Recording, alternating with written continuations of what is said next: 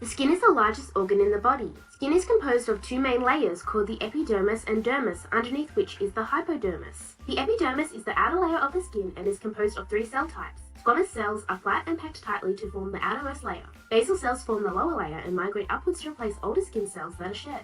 Finally, melanocytes are situated between basal cells and produce the dark pigment melanin to prevent damage to the deep layers of the skin by ultraviolet radiation.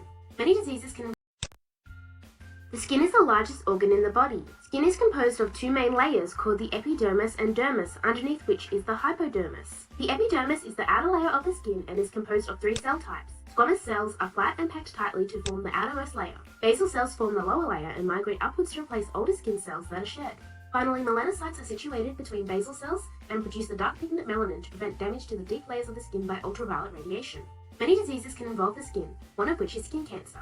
Skin cancer is the uncontrolled growth of abnormal cells in the epidermis. There are three main types of skin cancer: basal cell carcinoma, squamous cell carcinoma, and melanoma.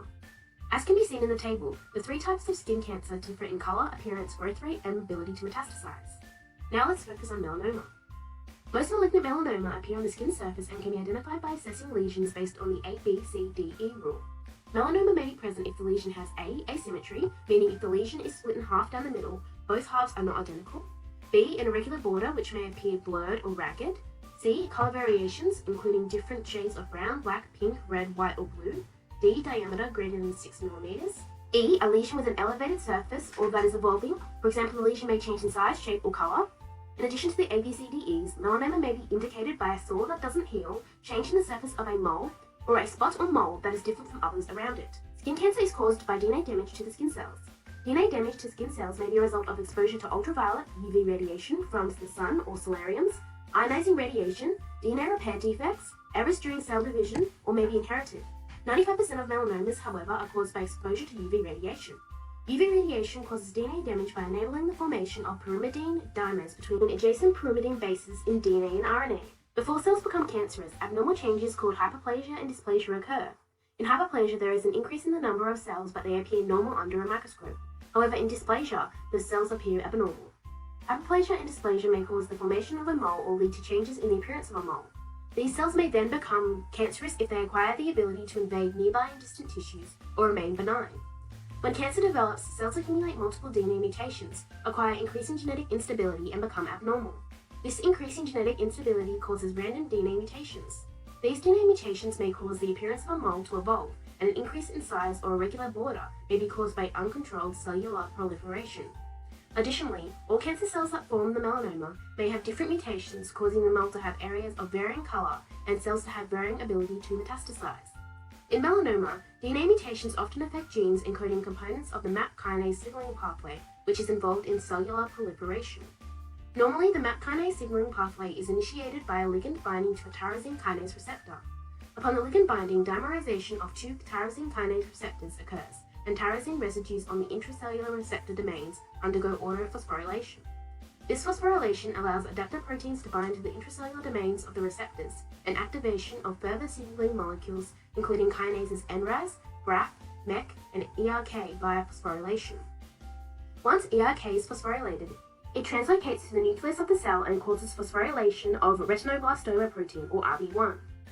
Normally, RB1 binds to the transcription factor E2F, inactivating it. When RB1 is phosphorylated, however, it dissociates from the E2F complex, enabling E2F to act on genes responsible for cell proliferation and the cell to progress from G1 to S phase. In melanoma, a common mutation is the BRAF oncogene gain-of-function mutation. The mutation causes the BRAF protein to have increased kinase activity, activate ERK independently of growth factors, and increase cell proliferation. Additionally, a mutation of the KIT gene that encodes tyrosine kinase receptors may cause increased expression of receptors, enabling them to dimerize without the appropriate ligand binding. This causes constant activation of the tyrosine kinase receptor, constant cellular proliferation, increases the size of a melanoma lesion, and causes an irregular border via radial growth.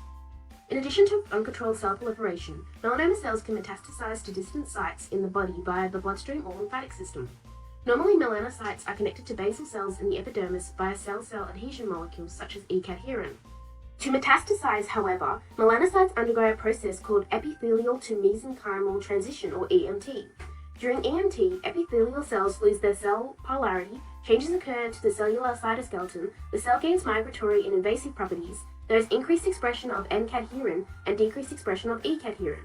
Increased expression of N-cadherin facilitates migration of melanoma into the dermis and adherence to vascular endothelial cells. This enables the melanoma to enter the circulation within blood vessels, adhere to endothelium of a blood vessel near the target organ, and extravasate at the new site. Australia has one of the highest rates of skin cancer in the world. Skin cancer is also one of the most commonly diagnosed cancers in Australia, with almost 1 million cases diagnosed in 2015. Additionally, about 2 in 3 Australians will be diagnosed with some form of skin cancer before the age of 70. The risk of melanoma increases with age, and melanoma is 1.5 times more frequent in males than females.